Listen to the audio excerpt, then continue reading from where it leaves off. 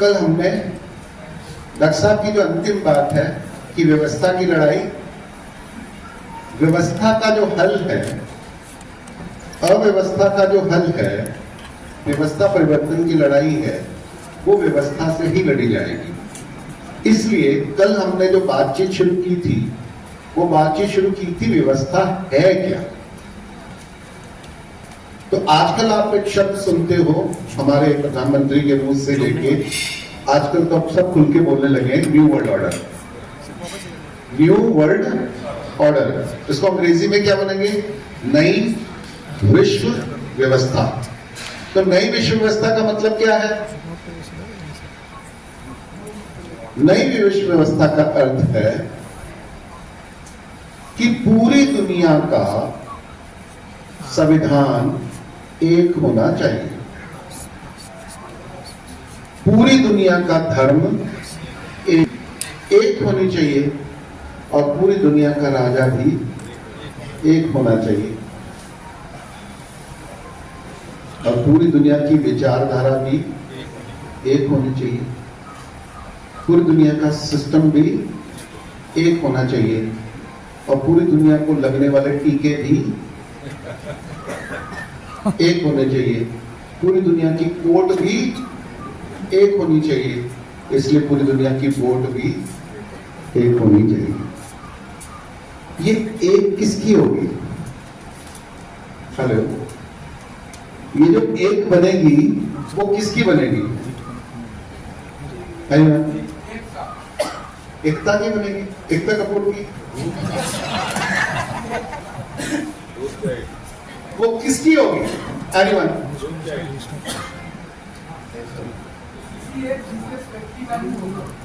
किसी एक व्यक्ति का होगा। वो व्यक्ति कौन होगा? आप? मोबाइल खड़ा कर, मैं? ऐसे ही चलाएंगे। समाज होगा। तो समाज यानी आता नहीं ना, हमारा पूरा परिवार। जो समाज यानी आपका पूरा परिवार, और इनके परिवार का क्या होगा? हमारा पूरा परिवार। हमारा पूरा परिवार। ये आपसे कभी किसी ने पूछा है? हाँ, आप हेलो, ये क्या हमसे किसी ने कभी पूछा है कि आपकी व्यवस्था कैसी हो, दुनिया का धर्म कैसा हो, दुनिया का न्याय कैसा हो, दुनिया का अर्थतंत्र कैसा हो, दुनिया का न्याय तंत्र कैसा हो, शिक्षा तंत्र कैसा हो, स्वास्थ्य तंत्र कैसा हो, बैंकिंग तंत्र कैसा हो, भोजन कैसा हो, ट्रांसपोर्टेशन कैसी हो? ये आपसे कभी किसी ने पूछा है? क्योंकि जिस लोगों ने ये बात करनी शुरू की है कि न्यू वर्ल्ड ऑर्डर लाना है, उन लोगों ने पहले से ही ये निर्णय कर लिया है। क्या आपको मालूम है दुनिया का कॉन्स्टिट्यूशन बन चुका है? वन वर्ल्ड का एक कॉन्स्टिट्यूशन बनके तैयार है। उसकी शुरुआत 1968 में हो चुकी है, उसकी 25 से ज्यादा मीटिंगें हो चुकी हैं, 1991 में उसका मसौदा बनके तैयार कर लिया गया है, और दुनिया के सभी देशों को, देशों का मतलब आपको समाज को, क्या समाज देश होता है? अच्छा, समाज में देश होता है या देश में समाज होता है? अच्छा, समाज के लिए देश होता है या देश के लिए समाज होता है? समाज के लिए देश होता है। समाज के लिए देश होता है। अच्छा, समाज देश का निर्माण करता है या देश समाज का निर्माण करता है? परंतु यहां निर्णय किसने लिया? देश ने लिया या समाज ने लिया? देश ने लिया। तो देश का निर्णय किसने लिया? देश के ठेकेदारों ने। वो ठेकेदार कौन है? वो ठेकेदार कौन है?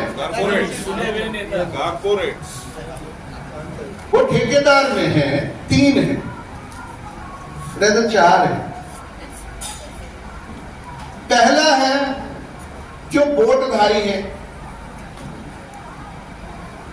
पहला है जो वोटधारी है, जिनको सबसे ज्यादा वोट मिले हैं वो हमारे ठेकेदार हैं। दूसरा है जो नोटधारी हैं, जिनके पास सबसे ज्यादा नोट है। तीसरे कोटधारी हैं, एक्सक्यूज मी, जितने तीसरे कौन है? कोटधारी। जो कोट में काला कोट पहन के एक खड़ा रहता है, एक बैठा रहता है, वो है। और चौथे धर्मधारी हैं। चौथे तो कौन है? जो समाज का ठेकेदार कौन है? नंबर 1 वोटधारी, वोट। नंबर 2 कोट, नोटधारी।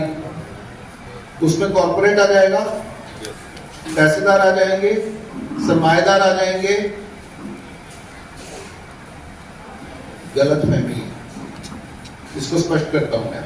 नोटधारी असल में कौन है? तीसरा कौन है? कॉर्पोरेट है, ये गलत फहमी है। और तीसरा कौन है? कोटधारी, यानी जज, वकील, सुप्रीम कोर्ट, डीएम, नीचे से लेके लोअर कोर्ट से लेके सुप्रीम कोर्ट, वो हो गए कोटधारी, जो एक समाज की कानून व्यवस्था को नियंत्रित करते हैं। और चौथे हैं धर्मधारी। वो कौन है? जो आपके, मेरे, सबके शुभ विचारों को, शुभ भावनाओं को नियंत्रित करते हैं, विश्वास को नियंत्रित करते हैं। ये 4 हैं। अच्छा, इन चारों में से नई मिशन व्यवस्था बननी चाहिए, ये किससे पूछा? धर्माधिकारियों से पूछा गया? नहीं। सुप्रीम कोर्ट से पूछा गया? नहीं। हमारे प्राइम मिनिस्टर से, वोटधारी से पूछा गया? नहीं। और हमारे नोटधारी यानी हमारे कॉर्पोरेट से पूछा गया? पूछा गया? पूछा गया?